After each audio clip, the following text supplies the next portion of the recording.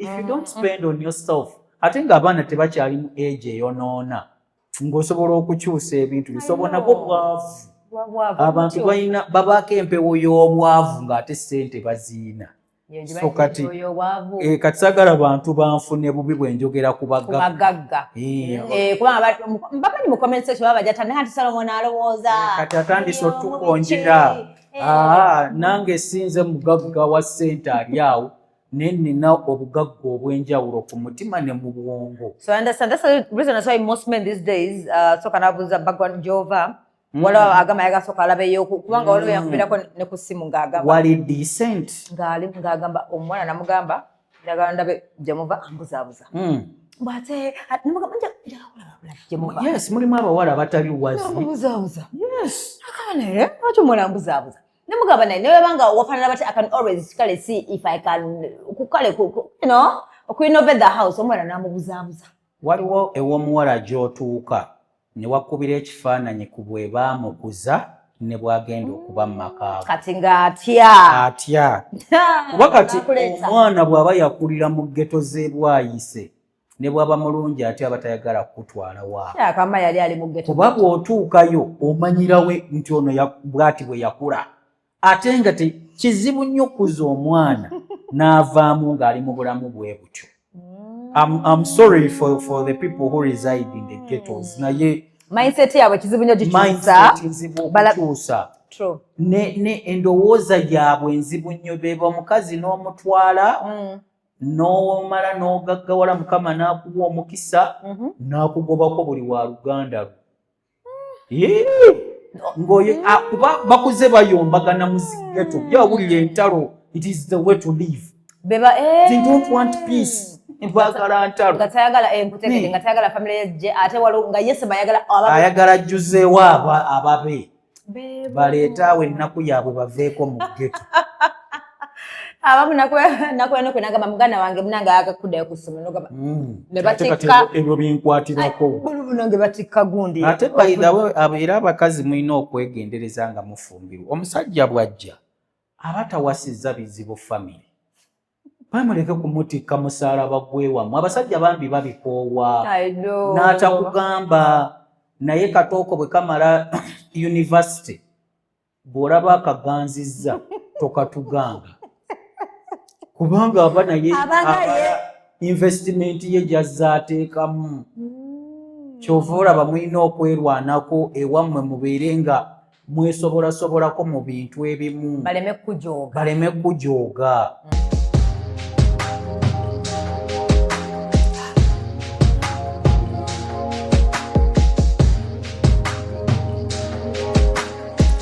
Have you ever realized that there is a breast without a nipple? But without a nipple.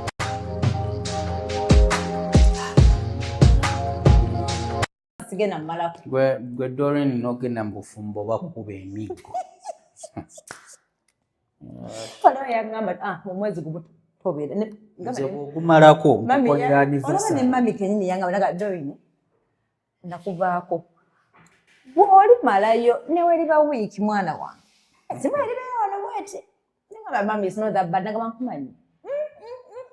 Mwana wange nkumanyi. Byobeereyo nti nze sifugike wano olinayo amaka agago batakufugira. Never nyingiza mu makago when you bring me in your home mbera manager so basically mbera boss as well. Obera boss one. Kale tuba tumanage kabiri. Kati olwaleero mwami Aziza yatukwasa NMG Feba boss naye tumufugiramu mutuma amawulire. Oh God. Kaizi no toseka kubanga. Kuba yalonda ne CEO who can fire you direct. Niye naye akimanyi ninayo mukama wange ku ntiko. Anyways, welcome to Love Life. Yeah, name of the show. Nkomeza with Solomon. Solomon si mwangu wa kufuna but finally zemne mukufuna. So mwewala mtaka mu comment section sometimes ngamugamba, but why don't you bring back Solomon? Mukwana ali busy. Bagamba nti batugala tetukyalina byakukola. Mune baloza tuli idle. Mbukati mbuya jobless bambi. Swadde. So Solomon, welcome to the show. Sijja biddamu nnyo mu luzungu naye Kimanyi nsiimye Olwaluganda. nange kubanga kwendi ku show. Abatulaba I'm very happy nti mugoberera ebintu bino naye kansuubire nti temukoma ku kunyumirwa naye nga oluusi bye twogera bibanga ebyokusaaga biruma ne ku mutima by the way. Naye nga ge mazima bwe gato bwe gaatondebwa. Naye okusooka kwa byonna njagala nnyo okusaasira famire ya Bamayanja olw'okuviibwako Naalongo Magi, Muzaana Mulamba yaterekeddwa, byonna byakozeeko ku nsi tubimwebaliza. Obulamu bwe butyo. Abasinga babuuza lwaki teyawangadde, byonna mujja kuba mubimanya lwaki teyawangadde. Ebyo babyogedde ne bagamba lwaki bamuziika bwe batyo ku ssente zonna z'abadde alina ne ngamba bannange. Nakoze explanation Wagyogedde ku TikTok? On my YouTube channel ne ku TikTok. Oh, by the way. Do you know many people thought you don't have Solomon has been with a YouTube channel, just that abadde busy those days. Nga kati wano we tubaddemu wano ndowooza we bagirabidde abasinga. Bagamba ono otaddayo. Naye ngambye ebaddewo. Wabinnyonnyodde so mugendeyo mulabe lwaki bamuziise bwe batyo. So Solomon ebitambula bingi. I always bring you kubanga I love your perception. Though sometimes abamu nange oluusi waliwo byoyogera. Tompulira. Ompulira naye tompuliriza. Yes. Nga ndaba olowooza. Tuli mu mirembe gyedda. That's why ne kati bagamba Solomon ogwe waka abeera atya. Mukazi wa Solomon alabye ne weerabira nti no mu generation endala bintu bikyuka tulina okugoyinga ne trends. Ebintu bikyuka bitya. Tugenda ne trends. Humanity emyaka gyemazeho kati tumeze ebyoya mu face oba tukyalina skin zaffe ng'emyaka gyedda. Tubuli kikyuka, abantu ffe tukyuka, nothing changes. Olabye tubeera nga biri extreme. Kati nga for example bw'ofunye Omuganda, you expect me, I'm giving a scenario, because omusajja mbulina mumulinda, akomyewo saawa 9 muggulire. No, I can't. Like all of you olaba, no, you have to use logic. I can't. Lya gy'olya tubeere fair. Ogw'olina experience mu bufumbo ya myaka emeka. Okay, teyali bufumbo naye waliwo gwe nabeerako naye for 3 months. For 3 months. Kiki ekyabimalawo? Okay, nalabaga kajanja kyogere kajanja nakumujuga byakimalawo. Olina okubeera open eri abantu kuba lukia ongamba otya nti omuntu yakwata n'akujja ewammwe n'akuteeka mu maka ge agatali gago. Yes, agage. Oba bw'obanga oli mugago oweerangamu amateeka naye oli mu maka ge n'oŋŋamba nti tosobola kulinda bbaawo kudda ssaawa 5. Kubanga mba neebase nkya ngenda kukola Solomon. Nkyogenda kukola ye gyali takola ali mu kuzannya alaba mupiira. Ye ne bw'aba alaba mupiira ekikuleesa waka abasajja ekibawasisa si nti kube tebasobola kwekolera bintu. Nze we nawasiza nali mmanyi mwana wattu okukola omunyige. Nga ngenda mu katale ne neegulira endagala nengula emmere yange ningisaanika ng'ate ngenda kugirya bw'omu. Si nti tuba tetumanyi kyakukola. N'osaanika emmere ng'ogenda girya weka. Omuntu omu nengerekerako ne kalumonde nno nenzira wali nenkalirira akakoko kange. Yes. Kubanze bwe batyo maama wange yanteekateeka. Si bino byokera ku makyambwe ono byennyonze nkaabaani ananfumbira ojja kunsanga ndya kuba wansanga ndya. So kaakati omuntu bw'akeera ku makyanga akuwasizza si nti aba tasobola kukola bino byonna wabula aba akuleese omuyambeko.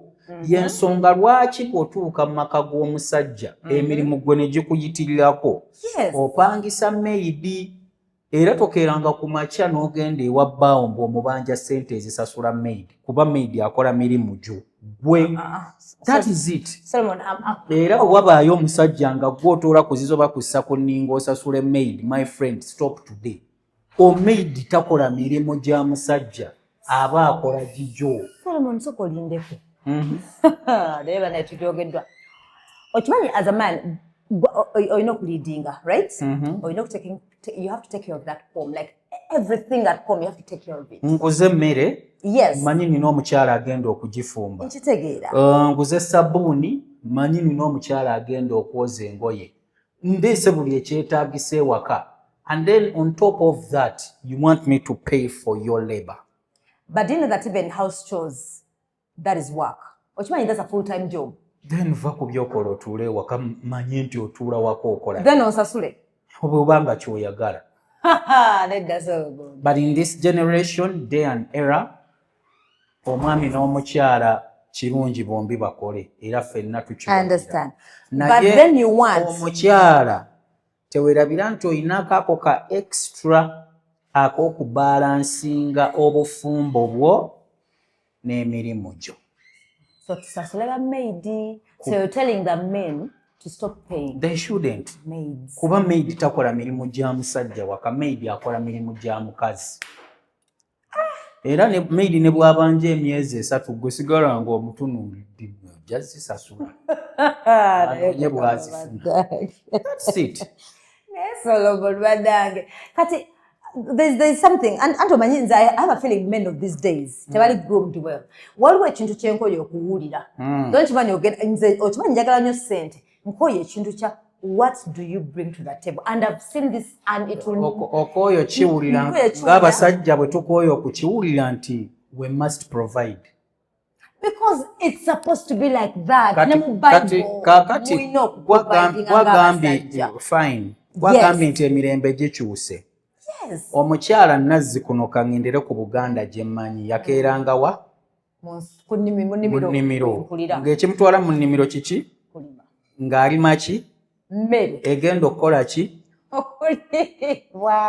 Okulibwa ewaka. Gamba okuliisa abantu be. Okuliisa abantu. Olwaleero omulemba nti gukyuse. Ennimiro mugijjeeyo eri mu ttosi mugireese mu ofiisi. Kitegeeza oyina kuyunja mu ofiisi okuliisa famire yo. Sisuubira musajja akola ng'olina n'omukazi akola. Odde ewaka nga weetisse obutungulu n'ennyaanya. Mbukuba omukazi gw'alina omuprovidingira. Akwate ku ssente ze y'alina okugula emmere ewaka. Ne Bayibuli ekyogera kirungi ogireese. Bayibuli nagamba omukazi emugamba azuukuka ssaawa mmeka? Azuuka mmeka? 9. Mukazi azuuka ssaawa 9 ez'ekiro mu kinywambogo Bayibuli bw'egamba n'atandika okuteekateekera amaka ge. Okimanyi nti era Bayibuli y'emwegamba nti omukazi yazimba ennyumba mwe balisula nebba. Anti musoma Bayibuli. Mugyekwasa. Egamba men must provide. Naye naawe okimanyi gwazimba ennyumba mwe musula nebba. Ne balo. Okumanejinga. Kati nze kati mwenkitegerera. Saagala okitegerere w'oyagala. No, kireke mu interpretation abawandiika mwe baakireka. The context gyendowooza bategeeza nti kati bwemba eno nnyumba Solomon byataddemu bwaba musajja wange byengenda okumanejinga bweba tewali byotaddemu sina byengenda kumanejinga awo ne submission tejja bbaawo kubanga sina byengenda manejinga. Kankitwalire mu layini yo. Yes. Ngizingi. Exactly. Mu store mbimu ku byentaddeyo eriyo enkumbi. What are you going to do with it? Ogenda kuba osimaasima binnya waka. How do you manage it? Enkumbi ya kulima. These men are lost. They don't know what to do. Nze siwakanya. That's what I'm saying. What do you bring to that table? Ng'okibuuza omukazi ku date or whatever oba ne mu relationship. Omukazi kyasooka okuleeta ku table y'emmere ewaka. Okugula emmere ewaka njagala okiyiga okuva n'olwaleero si buvunaanyizibwa bwa musajja. Kuba omukazi ye yalimanga emmere. Era omukyala bw'oba odda ewaka obalaba abakazi abategeera abakazi banna abalina amagezi ayitira mu katale n'agula eminwe gy'amatooke n'ennyaanya bwe kuba amanyi yaliisa ewaka. Omusajja wadda ewaka n'enkota mwebaze akozemu ekiri extra. Omukazi kyatagula waka y'ennyama oba enva. Ate zino endala serious bijanjalo biki nabyo gwa bigula. Omusajja enva zagula ewaka nnyama kuba abasajja twabanga bayizi byennyanja kuba twavubanga. Kati ng'omusajja nkeera nzira ewaka ensugumbiza n'emyenyi gya doodo. n'omukazi ng'enva endiirwa tosobola nazirima wali ku lusebenju nga n'abapangisa baziteeka mu bbaafu. Bannange Solomon. That's it. Kambabuulire bino ebintu mwe mwegezezaako nnyo okumodernizinga obufumbo bwammwe. Ate kyekisinze n'okubutta. Abamu kyekisinze n'okubalemesa okufumba. Mwe mulowooza kyekissa obufumbo ennaku zino. Yes, westernization of things. Okimanyi nti tulina amaka, nze nina neighbor wange naye yamanyi okuliisa abaana chips ne enkoko deep fried kyekiraga nti abaana balya bulungi. Nze yansekereranga nnyo ng'alaba abange babafumbira amatooke n'ekinyeebwa nga atuyita loko. Olaba amagezi gaffe bw'oli ekiri organic yotuloko alidde chips ensiike tamanyi nti okulya chips you're eating 10% of poison. Oh yeah, very toxic. So kati n'obufumbo bwe buto bwe mubukoze munnange mulowoozezza nti mujja butambuzanga bali abazungu abo betwesibako obufumbo bwe tukoppa. Most of my friends abazungu bend close nabo tebaawasa oba kufumbirwa kuba baagala. Ebintu bisooka muzitowako n'anoonya omubeezi neŋŋamba dodo nkufunye karenti kammenya nno. Bwe tutuuka ewaka tusasula 10 olwa pawundi leeta 5 ndeeta 5. 50-50. Yes. Mama. Bwe tugula emmere ewaka nga tubala nti nne nagenze nno mu katale naleese obumonde 10. Buli lunaku tugenda kuba buli omu ali obumonde 6 nga mubuwaata mububala. That's how life is. Betwegomba gwewaneeno olina omukisa omusajja alina ne mu kyalo gy'alimu emmere. Buli weekend asobola okuleeta pick-up y'amatooke n'emimonde naki naawe noddaawo. You see Ugandan men who can provide such amount of food ne mulya ne musuula nako. Mwe. Oh God, Pale Solomon. Kati waliwo omusajja yabadde agamba awo bw'obeera, I don't know, in my head I felt like, okay, first of all they say abasajja bategere ennaku zino batono. Okufuna omusajja kale omutuufu anakulabira batono kubanga abakazi muli bangi ate naffe abakazi mbu abasobola okufumba percentage buntono nnyo. Omanyi lwaki abasajja abategeera abatono? Munansonyiwa okyogera kubanga abakazi bangi baagala abasajja abatuukiridde. They want fine men. Fine men, yeah. Naye of that big percentage of women abagala ba Mr. Right, few of them are equipped to handle a good man. Are you sure? Few of them. Nze kankuwa ekyokulabirako. Abakyala abeera eyo n'asaba mu kkanisa. Mukama amuwa omusajja omukkakkamu, amuwa omusajja atanywa mwenge, amuwa omusajja akomawo eka amangu. Mukama n'akuwuliriza n'amukuwa. Ng'okola ebyekisiru byonna ku nsi ya Mukama Katonda kuno n'akutunuulira. Naye olw'okuba obusiru bwo busapaasinga amagezi amatono g'olina n'oteebuulirira.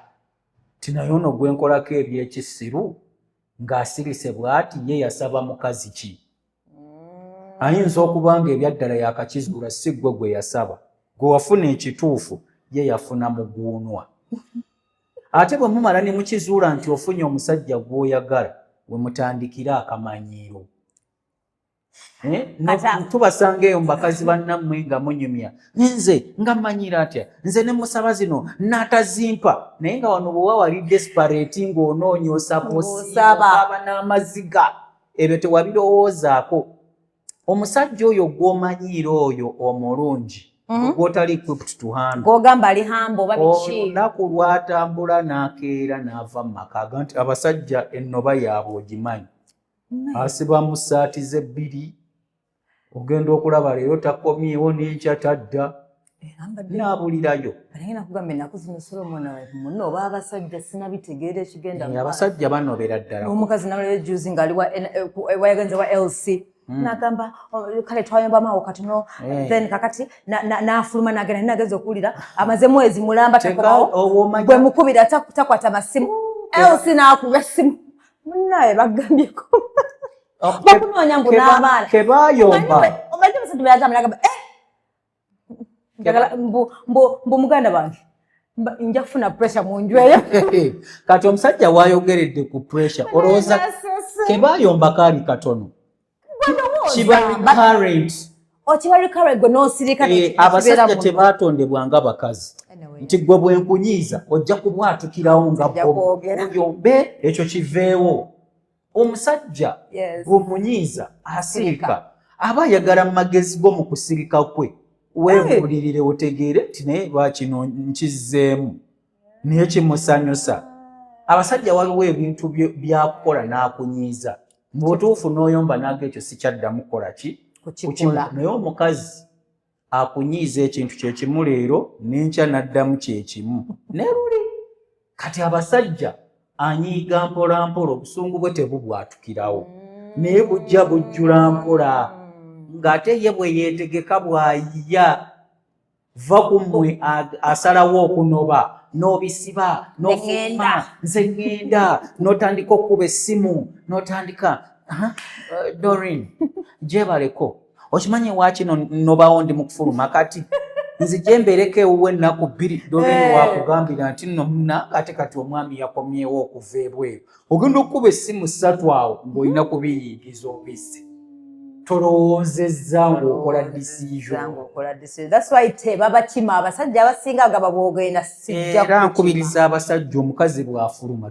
togoberera agende n'essimu tokuba okubira ki in fact bw'abaana oba omubuuza n'omubuuzo oyineza uba tagendera ku booda n'emukuba ekigu muwaza uba yes atambula agenda atuuke bulungi in fact oyinza n'okukubira ku nnyina yatuuse bulungi n'okakasa nti kati takyali mikono gyo n'otuula mu makaago ate nze saakunyumizaako munywanyi wange omukazi yabisiba n'anoba agende kyeyakola ng'oli yakagenda era yamufunira ubanga bwe nkugambye omusiru n'atuulamu ono n'akyusala okusiza enju yonna bagenda omubuulirirako omwana wange tebanyigawe batyo okudda eggulire okuva ku gate nga buli kimu ekiriwo kipya musajja ng'alinga muga nti next time bw'obanga ofuluma enju eyange si toyi nti olufuluma ng'oyingira nga my house that is it. Era Doreen onobanga otaddemu obwongo baba no ba advising okunoba ng'otaddemu obwongo nze ekinnuma ku mulembe guno ebintu ebino by'abafumbo there are issues ezibaddewo for thousands of years. Yeah, you told me there's nothing new under the sun. Kimu kyaliyo tekiriwo okujjako ng'omusajja akedde ku makya n'akuleegamu ejjambiya awo nkunona nange naye njagala ojjukire Solomon tino tuli different buli balina principles ze nze bw'oyenda n'ekitegeera makwenyala principles zo tozireetanga mu maka ga musajja osookanga kuzimba gago n'okolerayo principle bannammwe bwe munaakimanya nti ekigambo kyemujaajamya nti man is the head of the home nti n'ennyumba yeheedwayo ye nannyiniyo mujja kumanya nti omwami yeyeka kaŋŋamba yakira mu nju ye bwe tulina buyinza bugiyomberamu by the way olinga agamba mbu kati nawe mba nina gyengenda nokukubira nengamba nina nsaba olukusa no tuli bantu bakulu Solomon tuli bantu bakulu you're lucky that emikisa gye egifumbirwa mitono kuba ennyumya ze tunyumizaamu nkwanisa ennyo mu basajja yes, I discourage them from even inviting you. Kuba kati tolina bw'oŋŋamba ogenda nkuteeka ntya mu maka gange and you're going to move out. Yes. N'oŋŋamba nti you just walk out and go. Because tuli bantu bakulu ngenda kukoma. Why am I the head of that home? Why am I the head of that home? bwe walinga ofuluma ku ssomero lwaki wasamaga permission kyogamba walinga tewasasula fiizi zo ng'osobola okutambula obutambuzi n'ofuluma asikaali nagaana omugamba we paid naye mu maka g'omusajja infact ye yakusasula n'okusasula ojja omugambe nti abasajja tobalabyeko ng'asuza omukazi ebweru n'akeera ku makyanga ensawo zaazitadde ku geeti. You don't move out of somebody's home nga toyogedde. Olaba ne bwogenda obugenzi ku bugenyi okukyala bw'oba ogenda osiibula nti kankomewo. Maka g'omusajja mwe yakuteega ki ekikugaana omukubira essimu n'omugamba mukwano ngenzeko washamira nkomawo. Kubanga omusajja aba yeetaaga accountability kuwa gy'oli. Jjukira nammwe ebimu ku byekisiru ebibanyiiza nze kudda kiro n'ombuuza gye mbadde n'ensirika. N'osirika. Bikwatirako wa? By the way, eyo gye bayita ate nga mulina n'omukisa nti abasajja abamu akukubira n'essimu. Nakugamba kati tuli wano mu kabaala ndi ne bagundi katumale okulaba ku mupiira ntuuka ku ssaawa nga 6 n'akuwa n'obudde estimate mwolina okumulinda. Kati ate bwe nkukubira essimu nga I'm just worried naye obudde bugenze njagala kwebaka. Why don't you pick up? Oba lwaki bw'okwata essimu you be so rude. Kubanga already nakugambye dda I'll be late. Kitegeeza bwe mba I'll be late ne bwe nkomawo nga busaasaana. Mba nakugamba. But at least kale oba gana kujja okay, let's agree at least on something. Kasuka nasi ayogedde people didn't agree with him but fine ngabo it's your house fine. Yet akiri tayagala mbu no wakumya saa 9 ebyokubeera mbu bino abakazi bye bakola abadde.com nompa spare key because they want to wake up byeta bikiriza in his house. Lwaki ompa spare key? No, that's my home. Netta mukwano sikufuga. Akufuga bubi. Sikufuga. Bw'oba owulira, let me tell you. Kuno saa 9 lwaki weggulirawo spare key never say. That is something I'm failing to understand. That is being selfish. Mwasomanga prep. Ne muri selfish. Kusomero mwasomanga preps. Yes, twasomanga preps. Akadde kavuganga sawa mmeka? Zalinga sawa 10 awo. Waganiranga mu buliri. Of course, wali ino vayo nenga wasoka ne. Nga wasasula ne fees zo. True. Ne bakufuuyisa empewo. Kati 1 hour ne mulande mudde 2 hours. Ekitagenda kuba kya buli lunaku okunzigulira ku ssaawa 9 kikujjako ki? This one is not fair. Mwebyo ebitali fair mubiraba nnyo. Naye ffe ebitali fair gye tuli bye mukola temwagala kubiraba. Kati omubanga mmwe temulaba biri unfair bye mukola nga mulaba bibyokke. Ate ekinnuma ku bakazi ebintu by'ekisiru bye mukola mwe mufundikira mulaba nga it is okay. Nodde ne mbanononyaakoko kaasha bannange. Omuntu naffe atuleke tuyagaleko ng'abaana abalala. Dori. Nze nkubuulire nja kiddamu omulundi omulala. Obufumbo buli ku script egi. Tesobola kukyuka. Era bali eyo abandaba bakimanyi buli akyusizzaamu layini bugaana. Gwe kasita ogaana okukkiriza nti mu maka omwo ofugibwa.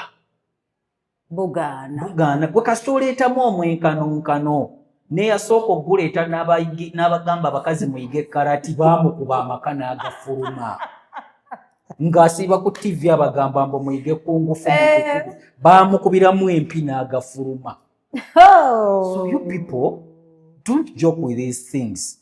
Ate nze ekinnuma bino ebintu bwe tubyogera this generation ey'aba Gen Zs they take it so personal. Yes. Kubanga okubuulirirwa kwabwe n'okuteekateekebwa kutono. Gwe tolina bw'oŋŋamba nti omulembe guno okyalinamu omwana gw'ofumbiza ku myaka 21 n'atoola mu bufumbo n'anywera. Batono. Ate era bw'oddayo n'obatunuulira beebo nga bazadde baabwe bakyali ku nkola eyange gwe gy'oyite eyabaloko enkadde. Kati enkola eyo enkadde script yaffe entuufu Katonda gye yatuwa era kyova olaba be bafumbiza abaana ne babeera mu bufumbo. Kuba omwana agenda okuweza emyaka 15 16 aba atandise okutegeera obufumbo kyeki.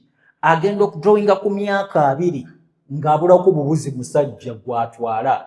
Nga malala gammwe gano ag'ekivubuka akyagayina naye nga awaka bamuteeminze.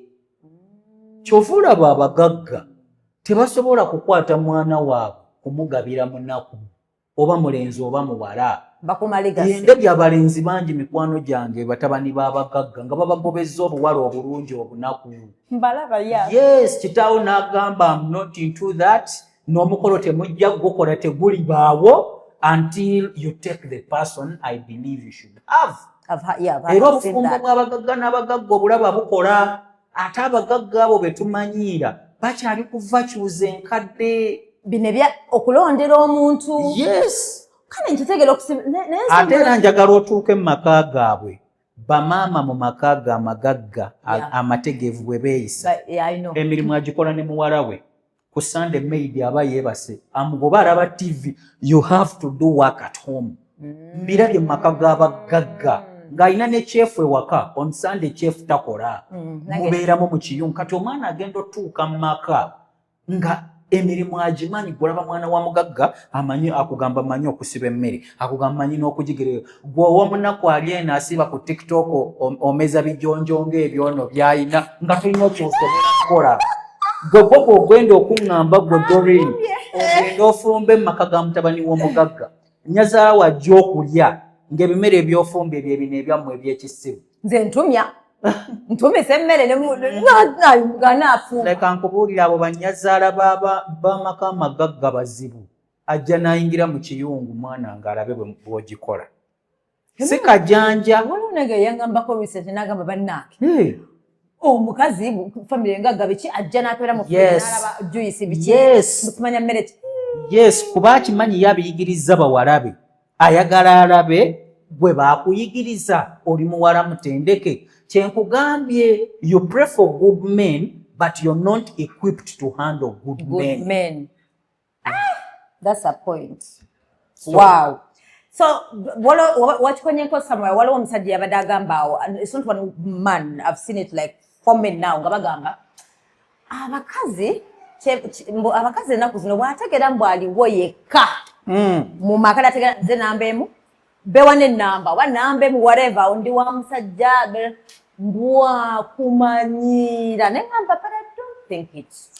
Abasajja tufuna nyinza ofuna namba 2 mu abakazi ne mukoma ne mugamba omusajja n'omuzimba n'omukolera bekimu namala n'akugattako ate namba 2 namukolera ebisinga namba emu n'agamba mbu because mumanyira. Abasajja be basinga okuleetera abakazi bannamba emu okubamanyiira. How? Buli lwodaawo n'obeera romantic naye n'omugamba gwe nnamba emu gwowa wakati gwasembayo ng'amanyi afunye waatandikira okujuga ate oba ye nnamba emu yali wakati yasembayo. Ne bw'anaakumanyira bw'oddukira ew'owa wakati yeye owa wakati bw'akumanyira bw'odduka ew'asembayo era yeye. So muleke ng'akimanyi nti ye nnamba emu. Akimanyi nti emikisa egibeerawo namba 2 gikola ki weegiri. Ebyo abakazi bye banyumya nti n'ozimba omusajja era n'amala n'akugattako. Kankubuulire nzize era nkikugamba abakazi bwe mujja mu ejinga ebintu bingi nnyo by'oba tokyasobola satisfyinga ku musajja. Era nkugambye abakyala abateeketeeke alina emyaka gy'atuukako n'agamba bba kino na kino na kino sikyayinza. Bw'oba osobola okufuna nnyambako nga si wa myaka gyange kufuna. Omusajja wabeeranga naye nga muli myaka 3-4 nga musobola okukola sex emirundi 4 mu wiiki. Otuusa oli myaka 5 ogwegendedde mu menopause newomala emyezi 10 ng'omusajja ajja gy'oli weebakako naye lwakuba nti oteekeddwa otuukiriza butonde bwe si bubwo. Butonde bwe si bubwo. Ate abo abasajja ku myaka egyo 5 babaamu akasigiri. Olimba. Neewuunya okubeera nange n'emyezi 2 ne tugimalanga we are fine. Omusajja w'emyaka 5 aba like muli muganda wange lwaki olowooza obuwala obuto bubettanira baba bazibu. Kakati gwe ate awo wookooyedde. Kakati ono omulala tamufuna kuba nti amufunye kukulumya wabula waliwo byotakyayinza kukola ki kukola na kutuukiriza. Ate mu abakazi mwana wattu ndowooza olaba unfairness nammwe gye muyina bw'oli feroke nakyo to spend 6 months without sex. Naye ng'ate toyagala afune wajuliriza. No. Eryo lyettima lye tuba twogerako. Kati muleke ate n'ekirala bwe baba bakubuulirira ewammwe. Nnyoko ne basenga bwe bamanyi okugamba si gwe apimira omusajja abaana baayagala okuzaala. Gwe oyagala basatu zaala basatu. Ye yamanyi oba ayagala 10. Bw'aba ayagala 10, 10 tagenda dizaala, abasigaddeyo 7 tagenda bazaala mu imagination. Alina kufuna gwakola ki? Naye kasata baleeta mu nju eno. Ate era bw'abaleeta mu nju y'emu baba bazze kubeera n'abaganda baabwe. Abakazi awo we munsoberera ogenda ne weebuuza oyombera abaana omusajja baazaala. Baba bagenda kujja mu kika kyammwe nti amannya mugenda kutuuma mangi gaggweeyo. Bwe banaafa bagenda bazika ku ttaka lyammwe nti ettaka ligenda kufunda. Obuzibu buba buvuddewa. Kulabirira banaaba lwaki mbalabira nga bamama baabwe gye bali eyo. Nga bamama baabwe gye bali banzaalidde baana naye bakulira wano. So oyagala bakazi bakkiriza abaana bajje mu mugundi. Bensanze munange by the agree with other people. Bensanze mu it's okay. Lwaki olyokke ne b'osanzeemu b'otamanyi nabaani baabazaala n'obeera n'obuzibu bunene n'abakusanzeemu abandikuwadde ekitiibwa ekyo ekyatwamusanga wano. Naye oli omwana abaaga gwe watuyiikiriza. Gwe weesiba ku kitaffe. Naye ne wano oba muyomba abaana obajjukizaamu gana amaka gange. Naye wali gabagago si gago kuba osanzeewo bannyinigo. So better the children that they bring to you than the children you find there. Nze nkababuulira. Katugambye, I think anyway, we'll be learning. Every day we learn. Like sometimes band unfair, but it's okay. You attend lessons, but you don't learn. I know, because I feel like it's unfair sometimes. Viewers bo bano baali bayiga ebintu bye tubagambye bingi. Singa obufumbo bw'abavubuka bano tebakyabonaabonana nnyo. N'otuuka abavubuka n'obagamba naye lwaki mufumbiriganwa out of excitement? Feraavu. Let me tell you one thing. Obufumbo tebukyaliko kuwasaŋŋana out of love. That is out. Convenience? It is kyandibadde convenience naku bondinga. Families. But then you're going to agree with me to wire differently with men. Kale bolo nabakazi bakikola but abasajja basinga bangamba muwasa abakazi be mutayagala because oyina kyoba omulabyemu. That's what they say. Nze kati mbangobeera mutima. Though some people are saying these days tubikyusiza bwe ndaba nga Solomon ayina emmotoka ennyumba ngenda kwesibako bufumu butandike nga n'agenda yange. Kati njagala muddeyo era ku laavu yaffe era mujja gikole. Yedda laavu yedda yatandikiranga ku kye tuyita kankiyita obuvunaanyizibwa. Commitment. You're talking stage y'ennaku zino gye boogerako? Mwakeranga ku makya anti abagagga kye bakola. Nenzija Dodo oli mukazi mugagga ndi musajja mugagga nina muwala wange oyina mutabani wo. Nga nzija Dodo twogera tutudde mu kafo k'ebbeeyi. Gamba no muwala wo yandisinkanye mutabani wange. Banyumyamu ng'abaana. Tunyweza ki? Family bond. Bwe mba mugagga tugenda kugenda mutabani wange andeetere family bond n'omuntu ng'ewaabwe omugagga asingayo alina bajaaji. These are facts of life. Era ekiremesezza obufumbo bw'ennaku zino ekirala ku byo byebyo enjawukana eyo mu nfuna za family ebyo omu gyafumbiddwa. Ew'omuwala we baba bagagga omulenzi abeera inferior akimanyi omuwala amunyooma lwa ssente ziri waabwe. Naye mwembi bwe muba nga family ze muvaamu z'amaanyi ogenda kunnyooma ku ki? Bw'oba leero oyagala okugula Mercedes nsobola nange okugenda ewaffe n'engireeta. There is nothing big. Tuula tubeere mu laavu yaffe. It is commitment. olina obuvunaanyizibwa eri munno. Kyova olaba laavu eyo ewangaala nnyo kuba otandika tonjagala dodo. Naye ng'okimanya ate oteekeddwa okubeera nange. Naye olugira bwe mbeera naawe ngenda okwetegereza enfunda nnyingi. Nga kirina ebiisa ebirungi. Ngenda okwetegereza kikyusa ebbere ennywanto yakyo efumita. Nzija nku-appreciatinga mpola. Kati naawe bw'otyo ojja ogenda okunjagalako ebintu ekirina keya. Bwe nkomawo nenkomawo n'akamuli n'enkuwa laavu y'ekigagga ngimanyi. Ogenda okulaba nga laavu etandikidde awo. Kyokka eyaffe weetandikira ey'abanaku weebeera ekola ki? Eshrinkingira kuba bo baatandika na laavu eri mu bire. Eyaabwe eggwerere eyammwe ekola ki? Erinnya. Abantu banansonyiwa sizze wano eno ku despisinga bantu batayina. Naye okuba omugagga tekitegeeza kuba nti mulina ebizimbe. Are you trying to get me? Naye nga mulina obugagga obw'omutima. Ate obugagga obw'omutima bwe njogerako bwe bw'okumatira n'ekyoyina. Ewaffe tuyina bankuliza mu nnyumba simbi teswaza, n'omwana omulenzi ewaabwe ennyumba sinti oba eswaza. Kitaawe ne bw'abeera nga muvuzi wa trailer naye nga yasobola okulabirira family, you're rich. Muba bagagga. Era mmwe muba mutuuse ku level eyogerezeganya ne munno muwanyisiganya abaana. Obwavu bwenjogerako tuyina n'abagagga abaavu. Nga teyespendingako abo tebaba bagagga. Kikiba kiki ekyo by the way? Bukopi bo balowooza basevinga ate nga ne mbuto baali bannaku ssente azirabye akuze. Kati n'alowooza okukwata obugagga kutereka ssente. Kyova olaba Uganda abagagga batono. Naye ate abantu abalina ssente nnyingi baki? Bangi. Omuntu otuuka ne mu drawer ye nga zijjudde omwo naye nga mwavu. Naye bangamba balina ssente ziri eyo zitudde. Ogamba zisakulatinga ssente. Do something. Natuukako ew'omugagga omu ayina ebizimbe mu Kampala awo. Nga batabani be mikwano gyange twali tusoma wamu. Ng'ewaka nze ewaffe nga tulina TV ya flat.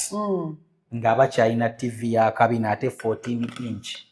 Ng'abaana gye balaba nga bakyalina dining entebe ezimu ekiti kyavaamu kitunudde wansi naye mugagga bamunyumyako ayina ebizimbe. So if you don't spend on yourself, ate ng'abaana tebakyali mu age eyonoona ng'osobola okukyusa ebintu bisobona bo bwavu. Abantu babaako empewo y'obwavu ng'ate ssente baziina. So kati saagala bantu banfune bubi bwe njogera ku bagagga. Kubanga bamanyi mu comment section babajja tane anti Solomon alowooza. Kati atandise otukonjera. Nange sinze mugagga wa ssente ali awo naye nina obugagga obw'enjawulo ku mutima ne mu bwongo. So I understand. That's the reason why most men these days soka nabuuza background Jova. Wala agamba yagasooka alabeyo kubanga waliwo yakubirako ne ku ssimu ng'agamba wali decent ng'agamba omuwala namugamba njagala ndabe gye muva ambuzaabuza bw'ate yes mulimu abawala batali wazi ambuzaabuza akaba naye lwaki omuwala ambuzaabuza ne mugamba naye ne banga wafaanana bati I can always kale see if I can kukale okuinnovate the house omuwala n'amubuzaabuza. Waliwo ew'omuwala gy'otuuka ne wakubira ekifaananyi ku bwe baamukuza ne bwagenda okuba mu maka kati ng'atya kuba kati omwana bw'aba yakulira mu ggeto z'ebwayise ne bw'aba mulungi ate aba tayagala kutwala waabwe kuba bw'otuukayo omanyirawe nti ono bw'ati bwe yakula ate nga kizibu nnyo okuza omwana n'avaamu ng'ali mu bulamu bwe butyo. I'm sorry for the people who reside in the ghettos. Naye mindset yabwe kizibu nnyo gikyusa. True. Ne endowooza yabwe nzibu nnyo beba omukazi n'omutwala n'omala n'ogaggawala Mukama n'akuwa omukisa n'akugobako buli wa luganda lwo. Ng'oyo kuba bakuze bayombagana mu ghetto byawulira entalo. It is the way to live.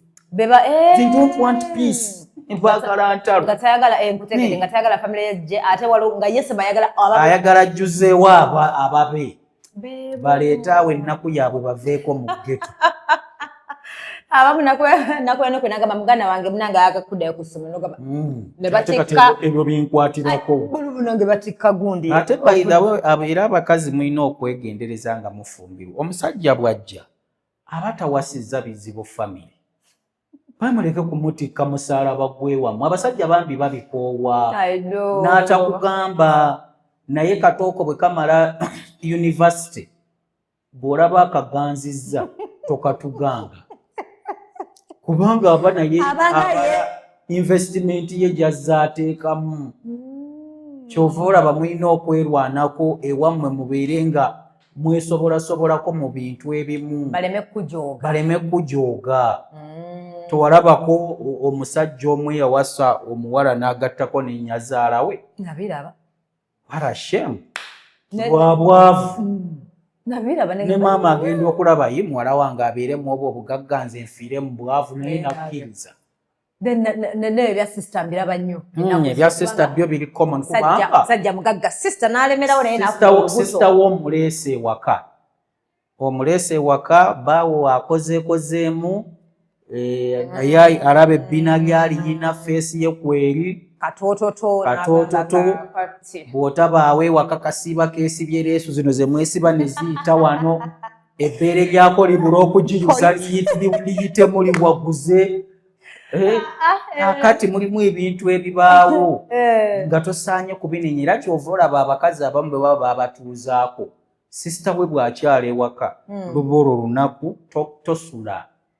Olinnya zikuzza wammwe takuwa mukisa gubeerawo nabbaawe kukuba onyamunye. Ayinza okulaba n'alaba kyakusingako bulijjo kiyina ebitama ebisinga kuweewange. Kati olaba bwafunirawo interest. N'afuna idea. Ne batandika relationship behind your back. Behind your back ogenda okukizuula nga okumala baale mubbe. Naye abamba she's just my sister. Can my sister betray me? Omulabewo wa njuyo. Kituufu. Abantu ekyo kye batamanyi. So why do you keep saying lwaki abasajja abasinga bonna bempulidde mugamba tetusiima? But that is so wrong. Abakazi omukolera ki tasiima amala kantu katono nnyo neerabira gwe kankuwa ekyokulabirako kimanyi osobola okukeera ku makya nga wakubyeyo akasenteko. Kandegerere mu nfuna yaffe wabyeyo obukadde bubiri nogamba kikazi kyange kansooke nkyokyekaabiri nga muli eyo mu kisenge kimaze okukusanyusa nokigamba hanino ganaabiri gakubeeremu. Kakati omaliriza onaabye oyambala ogenda naye tuno totulekedde za mmere. That's the best example I can give. Omwokyeza abiri ofuluma ogenda n'akujjukiza nti toleseewo zaaki za mmere ng'awabiri gw'omuwadde okutuulako ogumu agenda agula eminwe gy'amatooke akola loosi nnene naye nga weebuuze singa mbadde sizikuwadde tubadde tetuulye. Kiringa ne zaakameeza bweba teziweze songerako ndala nkugamba komawo nemba kiraga. Mukwano gwange omusajja kyaba alese ewaka kyekyo kyaba asobodde on that particular day. Ate nazo oba tokimanyi nti yazeewoze ku munne nga yamusuubizza leero bwe tumala opoota kuze bansasula nja kukuwa. Omusajja bw'aba abadde aleka omutwalo buli lunaku olwo n'aleka akakaaga. You have to be just appreciative. Asobodde okuyiya n'alwana. Kati nja kuwa ekyokulabirako ky'abasajja abakolera mu NMG. Nti olwaleero nzigale. Naye era omukazi akeera ku makya n'akugala leero abaana tebalina mugaati. Omusajja akuwanirira ng'ali mu mbeera eyo omusiimangako. Kuba si be bafuna emisaala eminene egiryawo. Naye bw'agamba nti nina okufuluma wano njiye nkomewo tomanyi bw'ayiiyiza tomanyi akoze eki kuba wamumanyira agenda mu field n'aleeta mawulire naye n'adda n'emmere y'enkya.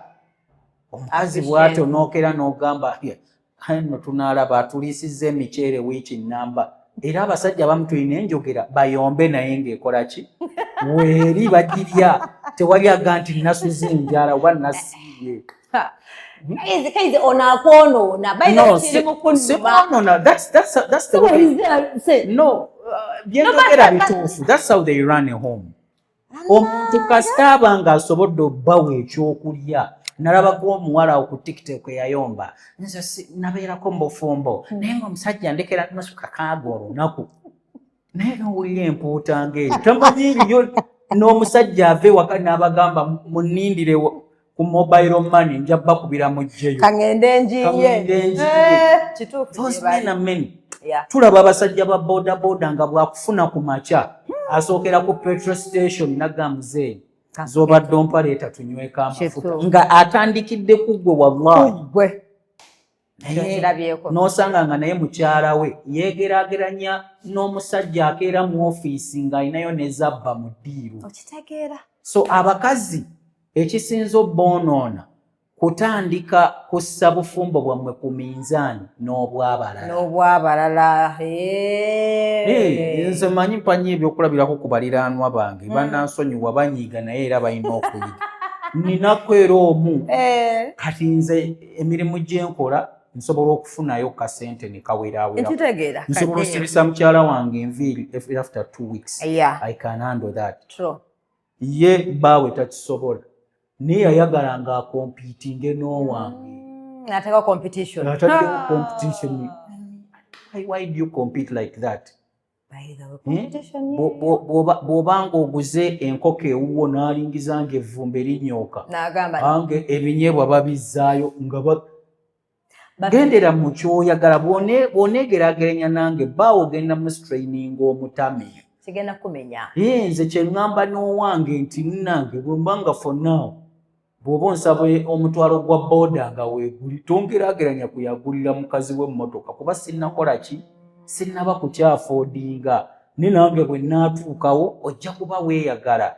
Ate bino ebintu bw'obikola mu mutima omulungi n'onywerera mu mminzi za bbaawo n'omuyambako n'okwezimba ate weeyagala nnyo. Nze kankubuulire abakazi ebyo bye mwogera nti tufuna simanya ne tubeerabira omusajja nga wamubeererawo nkulayirira ne bw'abeera ng'afunye omukazi ebbali tasobola kwerabira mukazi we bwe baatoba.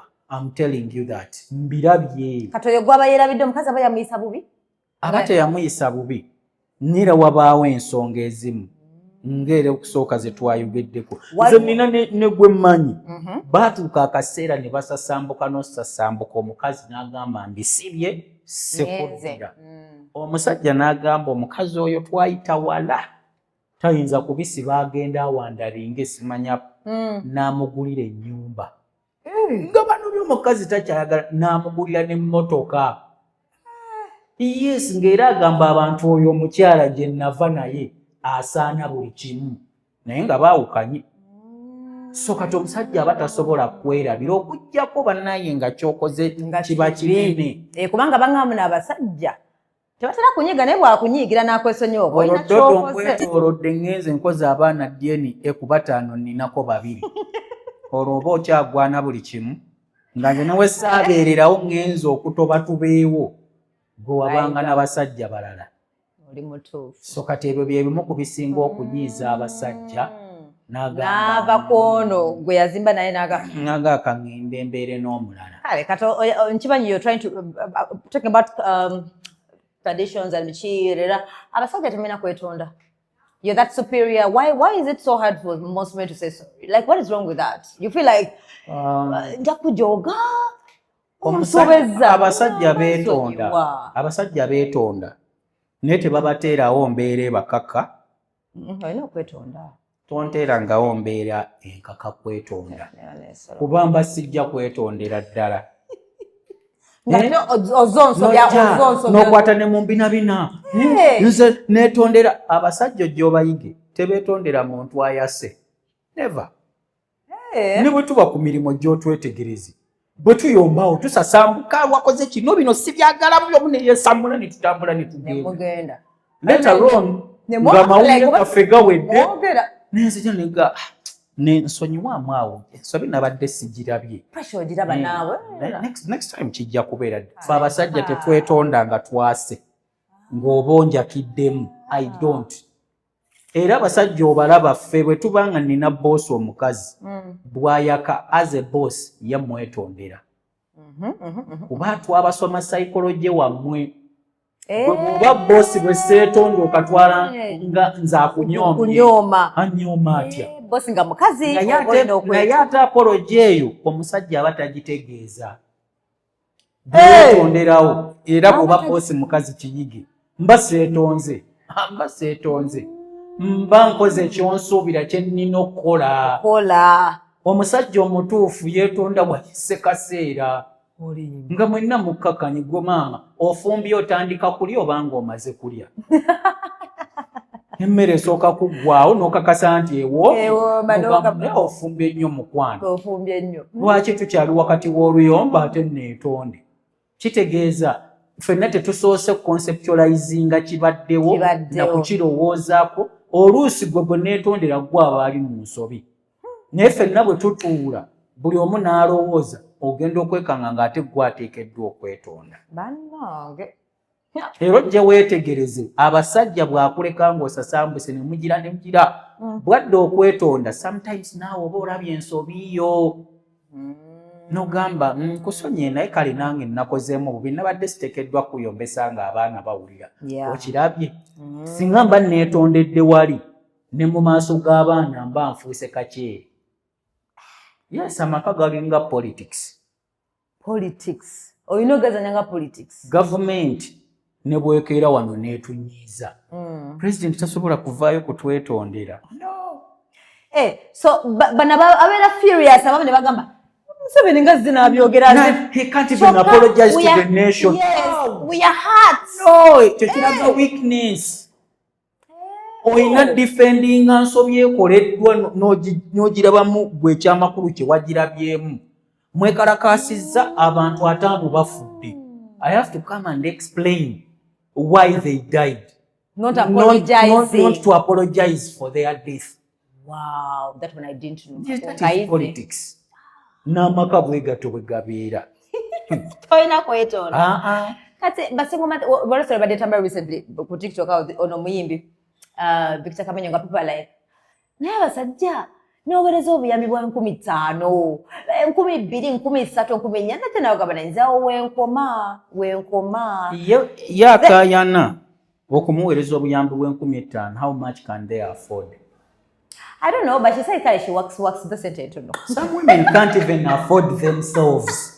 Naye bayina eyo igeyo eya entitlement. Like you have to contribute, you know. Ebyawa. Ne bwe sikuwa.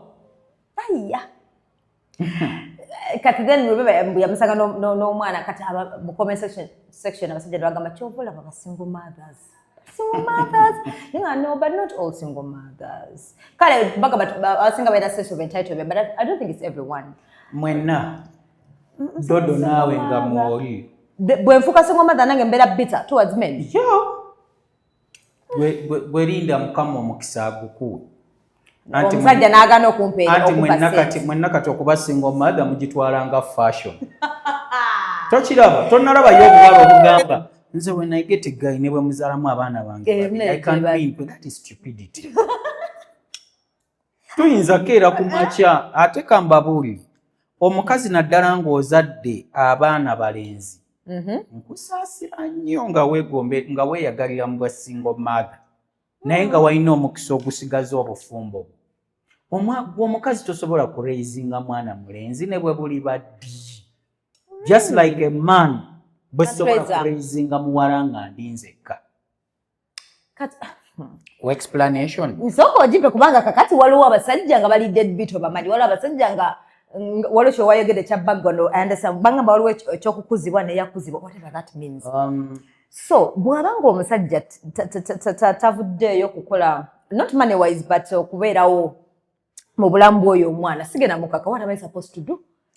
Muwene ayina emyaka gy'atuukako n'ofuna male figure erina okubeera mu bulamu bw'omwana but most women don't.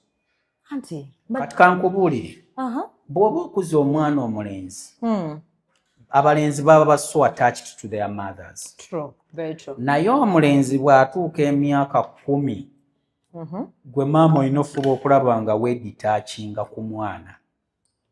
Asobole okufuna more time with the father now to begin to learn how to be a man. Ekimu nze ensonga lwaki simbeerako na buzibu ng'ali naawe paka ku myaka 10 bwodda n'akunywegera. Kimanyi nti abaana abalenzi amanyi n'okujja n'akoona ku kabina ka nnyina. They do that. Najja leero mami n'akwata ku mabeere ge. That's all learning to be romantic. Omuleka kuba bw'ayita mu stage eyo nga takiyize, they will never love their women. That's it. It's natural. Wow. Kyekiringa omuwala olina omuleka ne kitaawe n'amulera. Abawala bamanyi okujja nga dadi akyebase n'amwebakako mu kifuba. They have to learn kugamba omuwala ye aba ayiga submission. Yes, ayiga okumanya nti the man is my security, nti dadi yenna wange, era omuwulire ebiseera ebisinga aba n'obujja ku nnyina. Mama n'agamba gwe nno oyo bba wange. No, that is mine. Awulira we alina okuyiga omukwano ogwo, submission, nti oyo ye bba wange gwe neenyumirizaamu. Omuwala akiyigira ku taata, omulenzi romance agiyigira ku maama. So ne bano bakola mu peko obaleka. They learn. Era kyova olaba taata bw'ajja oluusi n'asalawo atambulemu ne muwala we 4 years 5, let them move. Amanyi nti omukwano gwe guba dadi antwalako out bwe tuba tudda nkoma wangulidde suuti. Omusajja bw'abimukolera tebiba surprise to her. Kyova olaba mmwe abatakulidde mu mukwano bwe gutyo. Omusajja ne bwadde akutte kaswiti oli kikazi kya myaka 3. Oh my God! Oh Jesus! Tobirabangako. Wakula na single mother tofunye mukisa gubaako na taata. Kaakati awo wenzirira ku baana abalenzi. Nti omwana omulenzi bw'atuuka emyaka 10 nga bwe kiba ku muwala, both detach ne bagenda ku same sex parent. Nti omulenzi wano we tutandikira okutambula naye, mutabani wange ku myaka 10 bw'ompita ku mbaga nsobola okuleka mukyala wange n'enzija ne mutabani wange. N'atuulako awo n'alaba neeyisa ntya nga ndi n'abasajja. Bwe mba taata musiru lwe nzigula eccupa za pirisi na 10 n'enziteeka awo n'amanya abasajja banywamu. Bwe mba njagala akule nga musajja wa buvunaanyizibwa, ndaba nkutte kakooko kange nkapankinga n'okapankinga ne ice. N'agamba omuntu bw'otubuka tolyanga muvubi. Bw'oba osena emmere toyomba na bafumbya. Ekyo kifi nakyo kimpe. Ofuna emmere ejja mu lubuto lwo n'omuyigiriza ebintu ebyo. Omulenzi bw'aweza emyaka 16, 18 nga tayize virtues za musajja, he will never be a man. Bebo betubonaabona nabo bajjenzi. Mami's boys abo. Kubanga maama yeeremezaako ekyana paka ku myaka 20 ali nakyo. Takitutteeko wa jjajja waakyo musajja, takitutteeko wa mwannyina kojja waakyo. Yalowooza akiragalaavu. Okyonoona. He will never be worthy to be anybody's husband. Never. Nebyo bwe tubibagambanga munyiiga. Kyova olaba bw'ozaala omwana, first detachment esooka okumufuula omuntu, omukazi oba omusajja, kumuggyako ng'omuwiininga ku mabeere. Funa gy'omutwala atandika okuyiga okubeera mu bulamu.